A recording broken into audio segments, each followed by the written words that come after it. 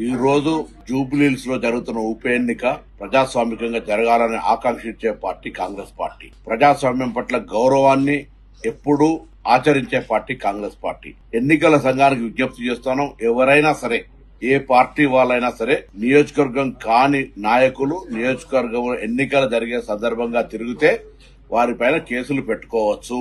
కానీ టీఆర్ఎస్ అభ్యర్థి ఓడిపోతుందని గత 2-3 రోజుల నుంచి అసహనంతో ఏది పడితే అది మాట్లాడుతూ ఉన్నారు. ఈ రోజు మా అభ్యర్థిని అవమానపరిచే విధంగా లేదా మా పార్టీని కించపరిచే విధంగా చంపుతారా పొమ్మంటారా అనేటువంటి మాటల ద్వారా ఏదో సానుభూతి పొందాలనే ప్రయత్నం చేస్తారు. తల్లి, నీకు దండం పెట్టుకుంటా ఉన్నాం. ఎన్నికల పోటీలో మీరు పోటీ చేసినారు, మీ నాయకత్వం నీకు సరైన విధంగా సహకరించినా లేదా అనే అంశం పక్కన పెట్టి ఈ రోజు మేము కాంగ్రెస్ పార్టీ తరఫున మా నాయకత్వం అంతా మా అభ్యర్థి గెలుపు కొరకు పనిచేసి ఉంటుంది. ప్రచారం ముగిసిన 5 గంటల తర్వాత ఎవరు కూడా ఎక్కడ మేము నియోజకవర్గంలో కనబడతలేం.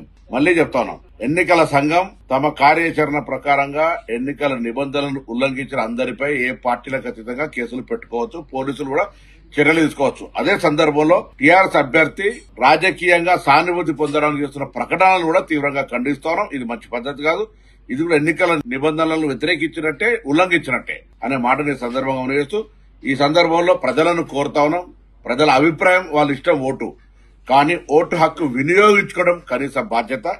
తప్పకుండా పోలింగ్ శాతం పెరిగే విధంగా జూబ్లీహిల్స్ ఉప ఎన్నికల్లో మీ ఓటు హక్కును మీ ఆలోచన ప్రకారంగా వినియోగించుకోమని సందర్భంగా విజ్ఞప్తి చేస్తా ఉన్నాం.